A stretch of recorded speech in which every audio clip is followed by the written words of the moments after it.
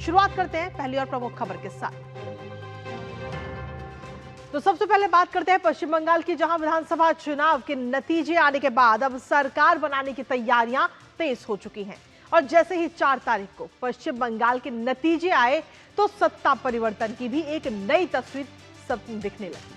Social media पर कई ऐसे वीडियो सामने आए हैं जो ये दिखा रहे हैं, ये दर्शा रहे हैं इस परिवर्तन का असर। कहीं सालों पुराना मंदिर खोला गया तो कहीं पर वसूली राज जो है वो खत्म किया गया, तो वहीं संदेश खाली में हिंदू परिवार इस समय अब बेखौफ घूम रहा है। इसके साथ ही चुनाव आयोग ने अधिसूचना जारी करते हुए नई विधानसभा के गठन का रास्ता भी साफ कर दिया है और जल्द ही अब नई सरकार का गठन होगा पश्चिम बंगाल में। और इन सब के बीच भारतीय जनता पार्टी ने एक बड़ा फैसला लिया और भ्रष्टाचारी, दागी और हिंसकों को नो एंट्री का सीधा संदेश दे दिया गया है। इन सभी बिंदुओं पर करेंगे विस्तार से बात अपने सहयोगी से। उससे पहले आपको दिखाते हैं बंगाल में वसूली का राज खत्म। जय श्री राम, जय श्री राम, जय श्री राम, जय श्री राम। ये मोदी जी का भेजो ड्राइवर का 20 साल में ड्राइवर मेरा तो 50 ड्राइवर का बना कि 30 साल हो गया। 25 साल के पहले आसाम जाने का बहुत तकलीफ है, बिहार के अंदर तकलीफ है, अपना यूपी के अंदर तकलीफ है, बहुत तकलीफ है रास्ता पे। अभी कोई तकलीफ नहीं है। बंगाल पे कैसा तकलीफ था? अच्छा है ना पहले कैसा था?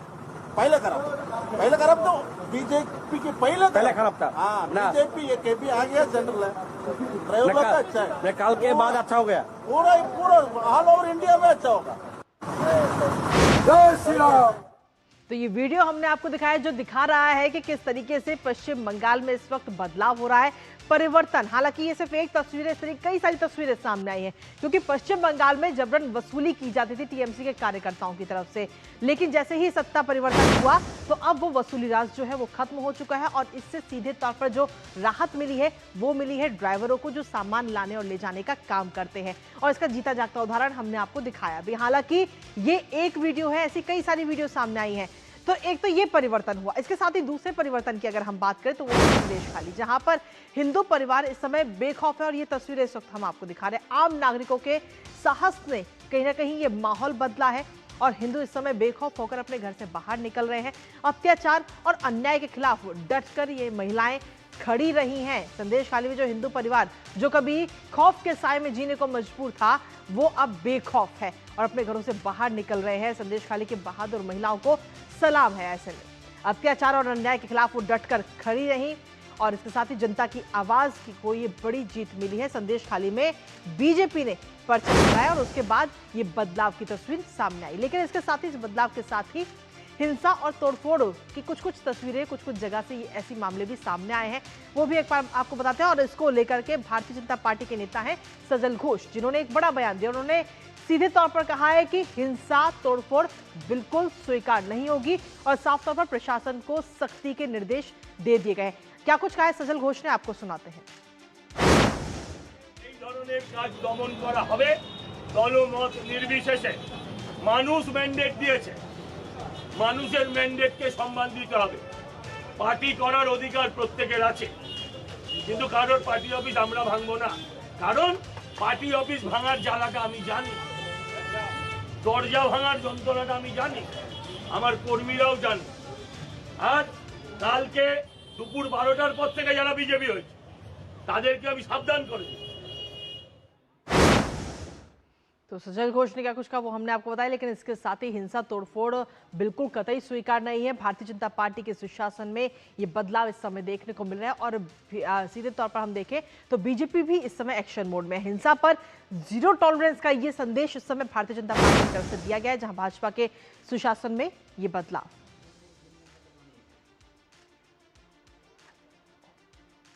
तो भाजपा के सुशासन में ये बदलाव की तस्वीरें इस समय सामने आ रही है, जहां सिउड़ी के जो बीजेपी विधायक हैं जगन्नाथ चट्टोपाध्याय वो पहुंचते हैं और लोगों से हाथ जोड़ करके अपील भी कर रहे हैं और इसके साथ ही पीड़ितों को भरोसा देते हुए कहीं ना कहीं वो खुद नजर आ रहे हैं कि जो भी व्यक्ति, जो भी आरोपी है जो हिंसा कर रहे हैं, तुरंत उनकी गिरफ्तारी हो। टीएमसी की विदाई और बंगाल में ये बदलाव की तस्वीर इस समय नजर आई। तोड़फोड़ पर विधायक का ये सख्त रुख है। और सीधे तौर पर अगर हम देखें तो ये सभी विधायकों को ये मैसेज भी दिया गया है कि आप खुद ग्राउंड जीरो पर जाइए और लोगों से बात कीजिए। क्या कुछ का एक बार आपको सुनाते हैं। এবং এটা আমাদের পার্টির একদম নির্দেশ আছে যে ধরনের কোনো কিছু আপনারা অ্যালাউ করবেন না এবং আপনাদের সাহেব যেখানে যা ফোর্স ইউজ করার একদম করুন। আমি এসপি সাহেবকেও সেটা বলে দেওয়া হয়েছে আমাদের, আমরা জিএম সাহেবকেও সে কথা বলেছি, কোনোভাবে অ্যালাউ করা হবে না এবং যেখানে প্রয়োজন হবে আমি যাব। আপনি চাচা একদম নিশ্চিন্ত থাকুন। হ্যাঁ, আপনি ওকে কয়েকদিন আসুন, চলুন, আসুন।